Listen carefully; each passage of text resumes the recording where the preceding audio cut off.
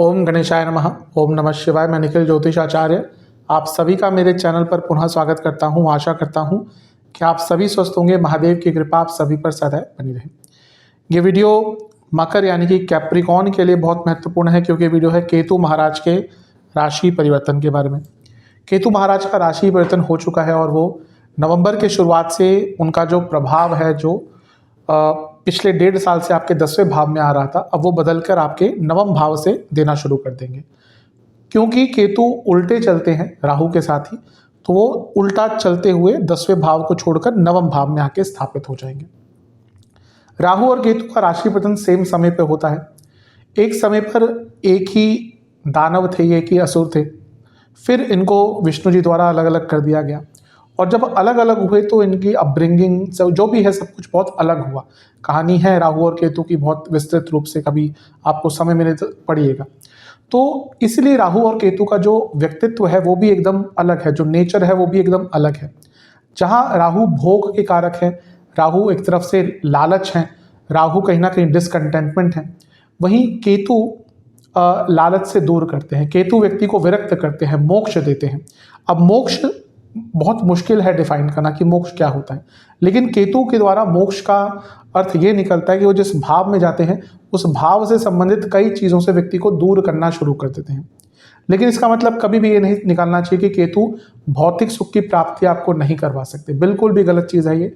हाँ, जहाँ राहु एक और यहाँ पे जब बैठेंगे तो अचानक से कई प्रभाव देते हैं, धन कमाने के अवसर देते हैं, लेकिन केतु आपको भौतिक सुखों में तभी प्राप्ति करवाएंगे जब आप अपने आप में बदलाव लाएंगे।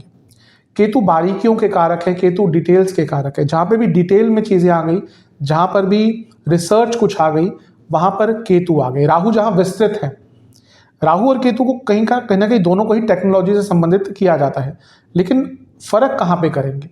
राहु विस्तृत है, एक्सपैंड है, बड़ी चीज़ें जो है, internet on whole, social media, technology, नई नई चीज़ें जो आ रही हैं, नए नए गैजेट, नई नई जो भी साइंस में या फिर टेक्नोलॉजी में खोज हो रही है, वो राहु के अंदर है। लेकिन जो इसकी टेक्निक्स होती हैं, जो डिटेलिंग होती है, जो रिसर्च होती है, वो केतु के अंदर आती है। इसलिए अधिकतम लोग जो सॉफ्टवेयर संबंधित कार्य करते हैं, उनके केतु लग्न में 10वें में, 11वें में, सप्तम में, दूसरे में या छठे भाव में होते ही हैं अधिकतम लोगों के। रिसर्च बेस्ड जो लोग काम करते हैं उनके भी केतु यहीं पे होते हैं, अधिकतम उनके केतु यहाँ पे भी होते हैं, अष्टम भाव में भी होते हैं। आप डेटा से जुड़ा कार्य करते हैं, एनालिसिस से जुड़ा कुछ कार्य करते हैं, डेटा साइंटिस्ट हैं, कोडिंग से जुड़ा काम करते हैं, ये सब केतु के अधीन आता है। तो केतु भी कहीं ना कहीं इन सब चीज़ों से, इन सब चीज़ों के द्वारा आपको लाभ दे सकते हैं। बारीकियों को समझेंगे, बदलाव अपने अंदर लाएंगे, तो केतु भी अवश्य आपको लाभ देंगे। लेकिन जहाँ केतु एक और झंडा भी डिनोट करते हैं, वहीं केतु एक शूल की तरह भी चुभ सकते हैं। अर्थ ये है इसका कि केतु के द्वारा आ रहे बदलावों को यदि आपने समझना शुरू कर दिया तो केतु आपके लिए आपके नाम का झंडा बुलंद करेंगे। नहीं समझ पाए तो एक कांटे की तरह चुभ भी सकते हैं। तो क्या क्या बदलाव सकारात्मक नकारात्मक हो सकता है, ये अवश्य बताऊंगा इस वीडियो में। लग्न राशि या चंद्र राशि आपकी मकर है, दोनों ही गाइडेंस के लिए राशिफल को देखिएगा। और वीडियो के अंत में कुछ उपाय भी आपको अवश्य बताऊंगा। मेरा हमेशा से मानना है, जैसे मैं कहता हूँ, कि लग्न राशि से बहुत सटीकता बैठती है। तो जो जिनको पता है लग्न राशि, वहाँ से देखिए। जो चंद्र राशि से देखना चाहते हैं उनके लिए भी राशिफल एप्लीकेबल अवश्य होगा। तो शुरुआत करते हैं इस विश्लेषण का। केतु देखिए आपके लिए नवम भाव में आकर स्थापित हो गए। नवम भाव के केतु मिला जुला सा प्रभाव देते हैं, अच्छा भी देते हैं, बुरा भी देते हैं। सबसे महत्वपूर्ण चीज़ समझने की ये है कि राहु और केतु की कोई राशियाँ नहीं होती। अधिकतम शास्त्र का यही मानना है, जो बेसिक और क्लासिकल शास्त्र हैं, बृहस्पति होरा शास्त्र आदि, उसमें कहीं पे भी मेंशन नहीं है कि राहु केतु की कोई राशियां हैं। और कहीं ना कहीं ये सत्य भी है, क्योंकि राहु और केतु कोई फिजिकल एंटिटीज नहीं है। जो बाकी सारे 7 ग्रह हैं वो फिजिकली एग्जिस्ट करते हैं, यानी कि सूर्य भी हैं, चंद्रमा भी हैं, तो दिख भी जाते हैं। बाकी जो ग्रह हैं, शुक्र हैं, बृहस्पति हैं, ये भी अगर आप कोशिश करें, जब पृथ्वी इनके पास होती है तो टेलीस्कोप से आदि से दिख जाते हैं, यानी कि वो फिजिकली एग्जिस्ट करते हैं। राहु और केतु फिजिकल एंटिटीज नहीं है, इसलिए अलग प्रकार के ग्रह हैं। तो इनकी विशेषता ये होती है कि जिस भाव में जाते हैं कहीं ना कहीं उसके स्वामी बन जाते हैं। उस भाव का स्वामित्व जो आपका नवम भाव है, जैसे अगले 1.5 साल के लिए वो केतु के अधीन रहेगा, यानी कि केतु नवम भाव के स्वामी होंगे। और कई शास्त्र ये कहते हैं कि अगर राहु और केतु केंद्र भाव में या त्रिकोण स्थान में है तो वो राजयोग देते हैं। वो इसलिए कहा जाता है क्योंकि अगर वो केंद्र में रहेंगे या त्रिकोण में रहेंगे तो उस भाव के स्वामी बन जाएंगे, और यदि केंद्र का स्वामी या त्रिकोण का स्वामी उन्हीं भावों में बैठा होता है तो राजयोग होता है। तो केतु यहाँ पर आपको एक प्रकार का राजयोग अगले 1.5 साल के लिए देने वाले हैं। लेकिन हर ग्रह का एक अपना प्रभाव भी होता है, एक अपना व्यक्तित्व भी होता है। तो केतु अनकंडीशनली विघ्न कारक है, अनकंडीशनली रोग कारक है। तो विघ्न कारक जब वो बनते हैं और भाग्य स्थान में बैठते हैं तो थोड़ा सा यहाँ पे नेगेटिविटी आ जाती है। कारण क्या है कि देखिए, भाग्य स्थान अत्यंत महत्वपूर्ण होता है। अब अधिकतम कुछ लोग, कभी कभी मैं कमेंट्स पढ़ता हूँ कि मेहनत ही सब कुछ होती है, कर्म ही सब कुछ होते हैं, मेहनत से ही सफलता पाई जाती है। मुझे कभी कभी समझ नहीं आता कि लोग इतनी आधारहीन बातें कैसे कर लेते हैं। अगर सच में मेहनत से ही सब कुछ होना होता ना, तो जो श्रमिक होते हैं, जो एकदम श्रम वाला काम करते हैं, शायद वो सबसे ज़्यादा पैसा कमाते हैं, शायद वो सबसे एकदम सुखी जीवन जी रहे होते। क्या ऐसा होता है? अगर आपका भाग्य साथ नहीं देता, आप कितनी भी मेहनत कर लीजिए, कितनी भी मेहनत कर लीजिए, आप सक्सेस नहीं पा पाते हैं। हम जो देखते हैं ना कि हाँ, कोई व्यक्ति बहुत सक्सेसफुल हो गया, मेहनत तो ऑब्वियसली होती ही है, लेकिन कहीं ना कहीं सही समय, सही जगह, सही स्थान, सही व्यक्ति, सही लोग उसको मिलते हैं, तभी वो आगे बढ़ता है। और ये इन सब चीज़ों को भाग्य ही कहते हैं। भाग्य ही वो चीज़ है जो आपके फेवर में चीज़ों को लेकर जाता है, और फिर आप जो कर्म करते हैं उसके अच्छे प्रभाव मिलते हैं। कर्म तो हर व्यक्ति करता है। तभी मैंने कहा ना, अगर ऐसा ही होता कि कर्म से ही व्यक्ति सक्सेसफुल हो जाता तो आज कितने लोग कितना काम करते हैं। कई लोग इतना श्रम करते हैं, क्या उनके पास पैसा होता है? क्या उनके पास लग्जरीज होती है? क्या उनके पास सुख होता है? नहीं होता। लेकिन कुछ लोग दिन में 2 घंटे भी काम करते हैं, उनको किसी चीज़ की कमी नहीं होती। कुछ लोग किसी चीज़ को हाथ में लगाते हैं, वो सोना बन जाता है। कुछ लोग किसी भी चीज़ में हाथ डालते हैं, वो सक्सेस मिल जाता है। वो क्या होता है? वो भाग्य ही होता है। तो भाग्य के बिना कुछ नहीं प्राप्त होता, कुछ अच्छा नहीं प्राप्त होता। सामान्य जीवन और एक सक्सेसफुल जीवन में जो एक चीज़ डिफर करती है वो है भाग्य। तो अब केतु जब भाग्य स्थान में आते हैं तो कहीं ना कहीं भाग्य में विघ्न देना शुरू कर देते हैं, यानी कि आपके कार्य थोड़ा देरी से बनना शुरू हो जाएंगे। ऐसा नहीं कि कार्य नहीं बनेंगे या फिर उसमें सक्सेस नहीं मिलेगा, लेकिन केतु जब नवम भाव में आते हैं तो भाग्य का साथ इनिशियली थोड़ा सा कम मिलता है। मकर वालों को कम मिलेगा, यानी कि आपके कार्य अटकना शुरू हो जाएंगे, उसमें बाधाएं आना शुरू हो जाएंगी। लेकिन पुनः कहूँगा कि केतु कुछ इंडिकेट करते हैं, केतु कुछ बदलाव की ओर इंडिकेट करते हैं। केतु ये आपको बताना चाहते हैं कि जो भी आप कर रहे हैं उसमें थोड़ा सा धैर्य दिखाने की आवश्यकता है, उसमें थोड़ा सा बदलाव लाने की आवश्यकता है, उन चीज़ों को दोबारा से सोचने की आवश्यकता है। तो जहाँ पे भी आपके विघ्न आए, समझ लीजिएगा केतु वो इंडिकेट कर रहे हैं कि आप जो कर रहे हैं ये आगे चलकर आपके लिए नुकसान दे सकता है। तो होल्ड ऑन, यानी कि थोड़ा सा वेट कीजिए, इन चीज़ों को एनालाइज कीजिए, रिसर्च कीजिए, फिर आगे बढ़िए, फिर मैं भी आपका साथ दूंगा। तो ये केतु एक तरह से इंडिकेट कर सकते हैं कि आपके कई कार्यों में कुछ विघ्न, स्पेशली शुरुआती जो 5-6 महीने हैं उसमें विघ्न आना शुरू हो जाएंगे। इसके साथ ही केतु कहीं ना कहीं मोक्ष के कारक भी हैं, अध्यात्म के कारक भी हैं। अब धार्मिक चीज़ों को और अध्यात्म को कभी कभी जोड़ के भी देखा जा सकता है, लेकिन अध्यात्म एक अलग चीज़ है। कई लोगों की अध्यात्म की डेफिनेशन अलग होती है। हाँ, पूजा पाठ के थ्रू वो एक रास्ता निकलता है, लेकिन कई लोग तो बिना पूजा पाठ के भी आध्यात्मिक एक ऐसी जगह पर पहुंच जाते हैं जहाँ तक पहुंचना बहुत मुश्किल होता है। तो यहाँ पर केतु आपको अध्यात्म की तरफ लेकर जाएंगे, इवन पूजा पाठ की तरफ भी लेकर जा सकते हैं। लेकिन अगले 1.5 साल में आप खुद देखेंगे, जहाँ पे भी आपको घर में कोई पूजा अनुष्ठान आदि कराना होगा ना, स्पेशली अपने घर में, उस पर बहुत विघ्न आएंगे। कुछ ना कुछ प्रॉब्लम आ जाएगी, पंडित जी अवेलेबल नहीं होंगे, सामान नहीं मिलेगा, कुछ ना कुछ प्रॉब्लम आती रहेगी। तो धर्म के प्रति रुचि भी बढ़ेगी, धार्मिक जगहों पर भी जाने का अवसर मिलेगा, धर्म के प्रति आस्था भी बढ़ेगी, अध्यात्म बढ़ेगा, आध्यात्मिक चेतना बढ़ेगी, शास्त्रों का ज्ञान आएगा, शास्त्रों को समझने का प्रयास करेंगे। लेकिन जब भी घर में कोई धार्मिक अनुष्ठान कराने का प्रयास करेंगे उसमें विघ्न आएंगे। इवन शादी ब्याह होता है, कुछ बड़े मांगलिक कार्य होते हैं, सब में विघ्न आना शुरू हो जाएंगे। तो ये केतु का प्रभाव है। केतु इस तरह के कार्य कुछ ना कुछ करते रहेंगे आपके लिए। अब एक बहुत विशेष चीज शास्त्र कहते हैं, जो मैंने भी बहुत जगह पाया है, उसका डायरेक्ट रिजल्ट केतु से मिलता है नहीं कह नहीं सकते, लेकिन केतु का नवम भाव में होना, शास्त्र कहते हैं कि व्यक्ति को विदेश से लाभ मिलता है, विदेश से व्यक्ति को कुछ ना कुछ धन प्राप्त होता है या विदेश के लोगों के द्वारा धन प्राप्त होता है। अब डायरेक्टली देखें कुंडली में तो ऐसा कुछ ज़्यादा नहीं दिखता। हाँ, ये कह सकते हैं कि 12वें घर से 10वें में है तो थोड़ा बहुत इंडिकेशन, या फिर नवम भाव विदेश यात्रा भी कहीं ना कहीं लॉन्ग टर्म डिस्टेंस दिखाता है। विदेश यात्रा को 7वां भाव होता है। एक मात्र रीजन ये हो सकता है कि राहु क्योंकि यहाँ पे बैठ के 11वें घर को देखेंगे तो विदेश से लाभ हो जाता है। लेकिन हाँ, ये होता है कि व्यक्ति को विदेश के लोगों द्वारा, स्पेशली ये लिखा गया है शास्त्र में कि व्यक्ति को विदेश के लोगों द्वारा लाभ प्राप्त होता है। अब इसमें कई चीज़ें आ जाती है कि अगर आप विदेश से संबंधित काम करते हैं, आप अपने बिजनेस को विदेश में फैलाना चाहते हैं, विदेश से पार्टनर्स ढूंढ रहे थे, आप अपना काम करते हैं, विदेश से इन्वेस्टर्स ढूंढ रहे थे, इन सब लोगों को यहाँ पे कुछ ना कुछ लाभ केतु द्वारा अवश्य प्राप्त हो सकता है। तो ये भी आपके लिए एक अच्छी चीज़ है। एक और बहुत विशेषता है कि लोगों का दूसरे धर्मों के प्रति भी थोड़ा बहुत ध्यान जाता है। यानी कि अब देखिए, हमारा भारत ऐसा देश है जहाँ पे कई धर्म हैं, तो और इवन दुनिया में भी बहुत धर्म है, तो कभी कभी होता है कि व्यक्ति का किसी और धर्म के प्रति भी कुछ ना कुछ इंटरेस्ट जागरूक होता है कि वो दूसरे धर्म में क्या चीज़ होती है, उनमें उनका कल्चर क्या है, किताबें क्या है। कई लोग जिनका धर्म परिवर्तन होता है, उनकी कुंडली में केतु या राहु अधिकतम में मैंने पाया है कि नवम भाव में है, या नवम भाव के स्वामी या नवम भाव पर कुछ प्रभाव है। तो यहाँ पर क्योंकि राहु और केतु अनकन्वेंशनल चीज़ें दिखाते हैं, तो धर्म परिवर्तन में भी कहीं ना कहीं राहु केतु का प्रभाव होता है। तो ऐसा भी हो सकता है एटलीस्ट आपका दूसरे धर्मों के प्रति थोड़ा सा जो एक अट्रैक्शन है वो अवश्य बढ़ सकता है। अभी जो नवम भाव है ये हायर एजुकेशन का है और केतु रिसर्च के कारक हैं।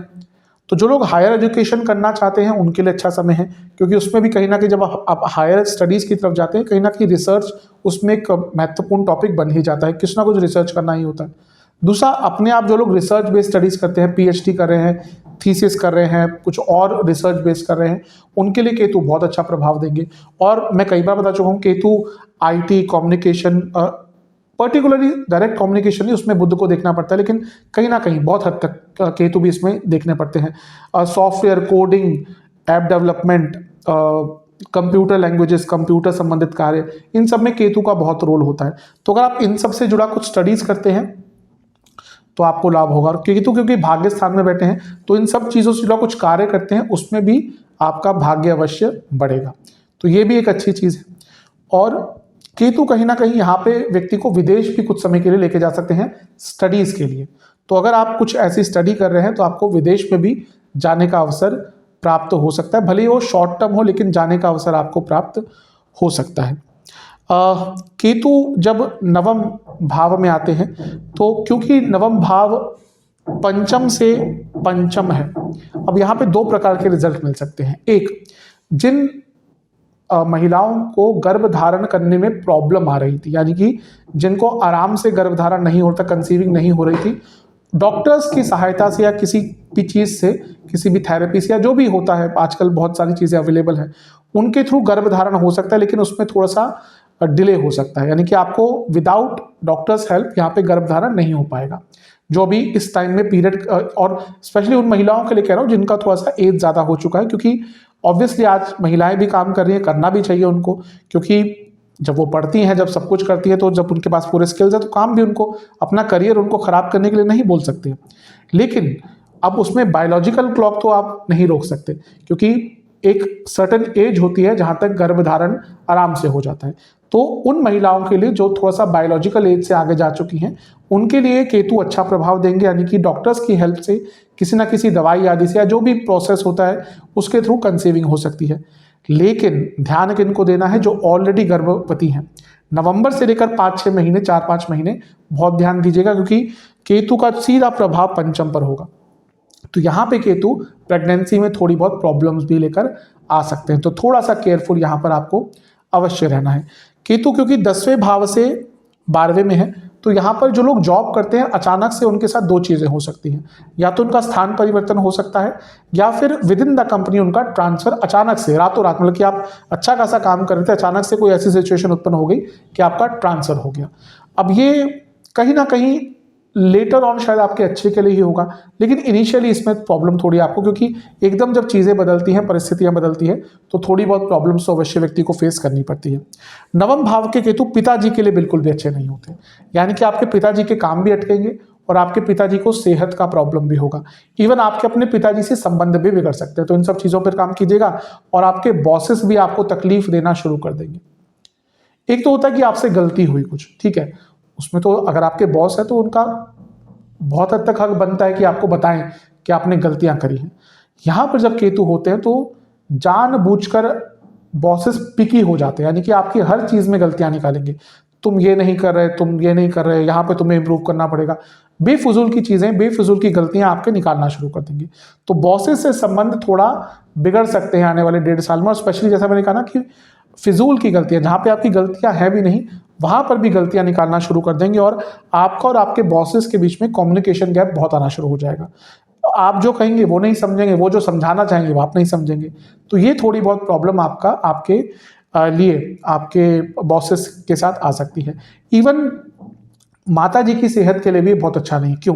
क्योंकि माता का स्थान यहाँ पर है और चौथे से छठे में जब केतु आते हैं तो माता जी को पेट की प्रॉब्लम, माता जी को कोई सर्जरी करानी पड़ सकती है, माता जी को इन्फेक्शंस बहुत तरह के हो सकते हैं और माता जी को आई साइट की प्रॉब्लम या स्किन डिसऑर्डर्स भी हो सकते हैं। तो माता और पिता दोनों के लिए ही केतु का नवम भाव में गोचर बहुत अच्छा नहीं माना गया है। इवन कहीं ना कहीं पिताजी के लिए तो बहुत ज़्यादा नेगेटिव ये होता है। इवन जिन लोगों की कुंडली में नवम भाव में ही केतु होते हैं, उनके जन्म के बाद ही पिताजी को कभी कभी कोई ना कोई प्रॉब्लम फेस करनी पड़ जाती है। तो ये प्रभाव केतु का नवम भाव में आने से आपको प्राप्त हो सकता है। अब जो लोग रिलेशनशिप में हैं उनके लिए भी थोड़ा सा यहाँ पे नेगेटिव हो सकता है, क्योंकि पंचम से पंचम में केतु हैं तो रिलेशनशिप में डिसकंटेंटमेंट आना शुरू हो जाएगा। यानी कि जो लोग रिलेशनशिप में हैं वो अपने पार्ट, जो अब तक ठीक चल रहा था, उनको अपने पार्टनर में ही कमियां दिखनी शुरू हो जाएगी। उनको अपने पार्टनर में बहुत सारी चीज़ें कम दिखेंगी कि हाँ ये यहाँ पे बेटर हो सकता है, यहाँ पे बेटर हो सकता है, और उसके कारण भी रिलेशनशिप में थोड़ी बहुत प्रॉब्लम हो सकती है। सप्तम से तीसरे में है केतु, तो जो लोग मैरिड हैं उनके लिए भी यहाँ पे प्रॉब्लम्स आ सकती है। यहाँ पे क्या प्रॉब्लम आ सकती है कि उनके बीच में भी कम्युनिकेशन गैप्स आ सकते हैं। तो यहाँ पे भी आपको बहुत हद तक ध्यान देना है। अब केतु की दृष्टि होती है या नहीं होती, मैं कई बार बता चुका हूँ, राहु केतु की दृष्टि है या नहीं, एक बहुत कॉन्ट्रोवर्शियल टॉपिक है, एक ऐसा टॉपिक है जिसपे मतभेद बहुत है। कई शास्त्र कहते हैं कि पंचम नवम दृष्टि होती है, कई शास्त्र ये भी मानते हैं कि एटलीस्ट केतु और राहु, हर शास्त्र ये मानता है कि राहु केतु अपने से त्रिकोण भाव पर प्रभाव डालते हैं। मेरा ये मानना है, जो मेरा इतने सालों का अनुभव रहा है, कि हाँ राहु केतु अपने से पंचम नवम पर प्रभाव अवश्य रखते हैं, तो उसको दृष्टि भी हम कह सकते हैं। तो केतु की जो पंचम दृष्टि है वो रहेगी लग्न भाव पर। अब केतु मोक्ष के कारक हैं। मैं जैसा कई बार कह चाहूँ कि हम मोक्ष क्या है ना, कि आजकल थोड़ा सा ट्रेंड बन रहा है कि ये अध्यात्म वाली बातें करना, मोक्ष वाली बातें करना, भूत प्रेत की बातें करना बहुत आजकल ट्रेंड में आ रहा है। मैं देख रहा हूँ कि लोग 10 महाविद्याओं के बारे में बैठकर बहुत आराम से बात कर रहे हैं, बल्कि 10 महाविद्या वाला ऐसा टॉपिक है जो तंत्र सच में समझता है वो शायद किसी के सामने बात भी ना करे उन चीज़ों की। ठीक है, तो कुछ उसमें कह नहीं सकते, समय बदल रहा है, लोगों को अपनी चीज़ों को दिखाने के लिए कंटेंट चाहिए होता है, लेकिन मोक्ष और ये सब चीज़ें बहुत ट्रेंड में आ गई हैं। तो मोक्ष भी वैसे बहुत ट्रेंड में आ गया है कि लोग एसी कमरों में बैठकर मोक्ष की बातें करते हैं। एसी बंद हो गया तो 5 मिनट पसीनों से तरबतर हो जाते हैं, लेकिन बातें मोक्ष की करनी है। तो मोक्ष क्या है वो समझना बहुत मुश्किल चीज़ है। हर व्यक्ति के लिए डेफिनेशन अलग है, नहीं जा पाता है व्यक्ति मोक्ष की तरफ। लेकिन केतु एटलीस्ट जब यहाँ पे लग्न को देखते हैं तो व्यक्ति का एक विरक्ति का भाव अवश्य जागता है। उसको ये लगने लग जाता है कि हाँ मैं क्यों इन चीज़ों में पड़ा हूँ। और क्योंकि नवम भाव में भी है तो यहाँ पर भी ऐसा हो सकता है कि पूजा पाठ के द्वारा, आध्यात्मिक चीज़ों के द्वारा, शास्त्रों के द्वारा आपको थोड़ा बहुत मोक्ष के रास्ते का बोध हो जाए। आपको ये समझ आने लग जाए कि हाँ मुझे अब इन चीज़ों से थोड़ा सा दूर होना है, मुझे भौतिकता से थोड़ा सा दूर होना है, और अब आगे इस पथ पर, यानी कि मोक्ष के पथ पर, विरक्ति के पथ पर थोड़ा सा आगे बढ़ना है। मैं ये नहीं कह रहा कि एकदम सब कुछ हो जाएगा, मोक्ष की यात्रा बहुत कठिन होती है। कहीं ना कहीं ज्योतिष में कहते हैं कि अगर केतु आपके 12वें घर में है तो शायद वो आपका अंतिम जन्म है। अब कितना सही है नहीं, देखिए हम नहीं कह सकते, किसके हाथ में है, वो तो ईश्वर के हाथ में कि डिसाइड करना। लेकिन हाँ अगर ये दिख रहा है कि केतु 12वें घर में है और आपका जीवन बहुत कष्टकारी है, तो यकीन मान लीजिए आपके जो बुरे कर्म है वो खत्म हो रहे हैं। और कहीं ना कहीं ये जो काल चक्र है जिसमें हम फंसे हुए हैं सारे, कि पैदा हो रहे हैं, फिर सब कुछ भुगत रहे हैं, फिर हमें अंत में रियलाइज होता है कि एक और चक्र पुनः स्टार्ट होने वाला है, उस चक्र से वो लोग निकल सकते हैं अगर उनका जीवन बहुत ही बुरा जा रहा है। ये इंडिकेशन होती है कि केतु 12वें घर में कुंडली में और जीवन बहुत दुखी है, बहुत पर प्रॉब्लम वाला है तो कहीं ना कहीं वो आपका आखिरी जन्म हो सकता है। तो केतु कहीं ना कहीं जब लग्न भाव को देखेंगे तो व्यक्ति उस तरफ जा सकता है, मोक्ष की तरफ, साधनाओं की तरफ। तप के कारक है केतु। तप वही व्यक्ति कर सकता है जो दुखी होता है। एक व्यक्ति जो खुश है, उसके पास सब कुछ है, वो पैसा कमाता है, रात को काम करता है, दिन में शाम को जाके पार्टीज करता है, दोस्तों के साथ घूमता है, वो कहाँ तप करेगा? तप कहाँ से आता है? तप दुख से आता है। ज्ञान कहाँ से आता है? ज्ञान दुख से आता है। जिसके पास, जो कभी भी दुख से नहीं गुजरता, वो कभी भी ज्ञान की तरफ नहीं बढ़ता, वो कभी भी तप नहीं करता, वो कभी भी साधना नहीं करता। और मैं हमेशा ये कहता हूँ कि ज्योतिष भी आता भी उसी व्यक्ति को है जो दुख से निकलता है, और ज्योतिष में विश्वास भी उसी व्यक्ति का आना शुरू होता है जो दुख से निकलता है। जब जीवन अच्छा चल रहा होता है ज्योतिष में विश्वास नहीं होता, अरे क्या कहते हैं ये। जहाँ पे थोड़ी सी प्रॉब्लम आती है फिर ज्योतिषियों के पास जाते हैं, फिर रियलाइज होता है कि हाँ ये पीरियड ये ऐसा गया, तो हाँ पंडित जी ने बोला कि ये इस टाइम से शुरू हुआ था। एकदम सीधा बैठ जाते हैं कि हाँ वो किस ग्रह के प्रभाव के कारण होता है। तो बिना दुख के, बिना प्रॉब्लम्स के, बिना हानियों के, बिना इमोशनल ब्रेकडाउन्स के ये तप वाली चीज़ें, मोक्ष वाली चीज़ें नहीं आती। लेकिन केतु कहीं ना कहीं आपको इन सब चीज़ों के प्रति लेके जा सकते हैं। इसके साथ ही केतु, मैं हमेशा कहता हूँ कि टेक्निक्स के और IT सॉफ्टवेयर इन सब के कारक हैं, तो केतु आपको इन सब चीज़ों के प्रति भी लेकर जा सकते हैं।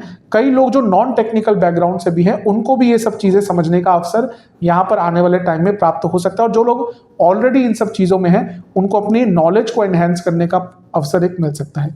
केतु का जो 7वां प्रभाव है, 3रे भाव पर रहेगा।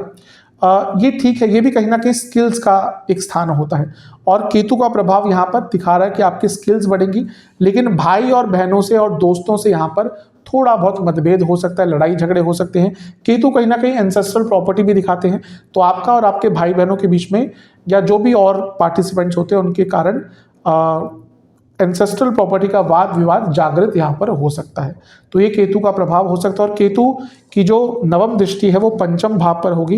ये 5म भाव भी मंत्र साधना का कहीं ना कहीं ये भाव गुरु का होता है, और ये भी 5म भाव बहुत इंपॉर्टेंट होता है। अगर ये भाव आपके अच्छे नहीं है ना, तो आप कितने भी गुरु ढूंढते रहिए, आपको नहीं प्राप्त होंगे। लेकिन अगर ये भाव बृहस्पति केतु इनके द्वारा थोड़े से प्रभावित है, तो उस समय में कोई ना कोई आपको गुरु तुल्य व्यक्ति मिल सकता है। तो हो सकता है आने वाले 1.5 साल में आपके जीवन में अपने आप कोई ऐसा व्यक्ति आ जाएगा जो आपको आपका मार्गदर्शन कर पाए। मैं कहता हूँ ना, गुरु मिलते नहीं हैं, गुरु अपने आप आपको ढूंढ लेते हैं। वो समय आता है तो अपने आप कोई ऐसा व्यक्ति आपके जीवन में आ जाए, कितना भी परिश्रम करते रहे, क्योंकि गुरु बहुत बड़ी चीज़ है। कोई व्यक्ति जो सच में आपको मार्गदर्शन आपके आध्यात्मिक जीवन में कर पाए, वो मिलना बहुत मुश्किल होता है। तो ये वो समय है जब आपको कोई ना कोई ऐसा व्यक्ति धार्मिक आध्यात्मिक जीवन में आगे बढ़ाने के लिए प्राप्त हो सकता है। और अपने आप में एजुकेशन का स्थान है, तो स्टूडेंट्स के लिए भी अच्छा है। हाँ, स्टूडेंट्स का इनिशियली मन बहुत भटकेगा 2-3 महीने, लेकिन उसके बाद कहीं ना कहीं डिस्ट्रैक्शंस दूर होंगी, आप अपने आप में बदलाव लाएंगे, बारीकियों को समझेंगे अपने जीवन की, और उसके बाद स्टूडेंट्स को भी यहाँ पे आगे बढ़ने का अवसर प्राप्त हो सकता है। तो अधिकतम मिला जुला सा प्रभाव आ रहा है केतु का। इन सब चीज़ों पर गौर कीजिएगा। सेहत की बात करूँ तो जोड़ों का दर्द बहुत रहेगा, आंखों की प्रॉब्लम रह सकती है, सर में बहुत दर्द रहा करेगा, जिनको माइग्रेन आदि की प्रॉब्लम होती है और दिक्कत परेशानी बढ़ेगी। नसों के रोग हो सकते हैं, थायराइड की प्रॉब्लम बहुत तंग करेगी आपको, और गले की प्रॉब्लम आपको बहुत ज़्यादा तंग करा करेगी। एक विशेष चीज़ है, जिनको हृदय संबंधित प्रॉब्लम है बहुत ध्यान दीजिएगा, क्योंकि हार्ट से संबंधित प्रॉब्लम्स आपकी बढ़ सकती है। की बात कर लेते हैं। देखिए, केतु महाराज का जो राशि परिवर्तन है थोड़ा सा लंबे समय के लिए होता है, 1.5 साल का। उपाय भी थोड़े विस्तृत होते हैं। पहला उपाय आपको 3 बुधवार करना है। आपको गणपति जी के मंदिर जाकर गणपति जी के मूर्ति पर चंदन से विलेपन करना है। शिव मंदिर में भी जा सकते हैं, वहाँ पे भी गणेश जी होते ही हैं, उनका स्थापना होती ही है। तो चंदन का विलेपन करना है और दुर्वा अर्पण करने हैं, और 2 प्रकार के फल और 2 प्रकार की मिठाई इनका भोग लगाना है। फिर वहाँ पर बैठकर आपको ओम एक दंताय नमः इस मंत्र का 108 बार जाप करना है और मंदिर में दक्षिणा दे के आनी है। दूसरा उपाय आपको 3 सोमवार करना है। महादेव का दूध से अभिषेक करना है और महामृत्युंजय मंत्र का 108 बार जाप करना है, और महादेव को खीर का भोग लगाना है।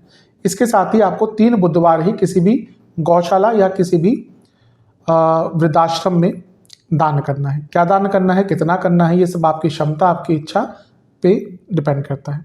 ये उपाय कर लेंगे तो आपके लिए केतु महाराज के जो नकारात्मक प्रभाव है वो कम होंगे, सकारात्मक प्रभाव बढ़ेंगे। आशा करता हूँ कि वीडियो आपके काम आएगी। चैनल पे अगर आप नए हैं सब्सक्राइब कर लीजिए, वीडियो को लाइक कर लीजिए। आप सभी से अगली वीडियो में मिलूंगा, तब तक के लिए ओम नमः शिवाय।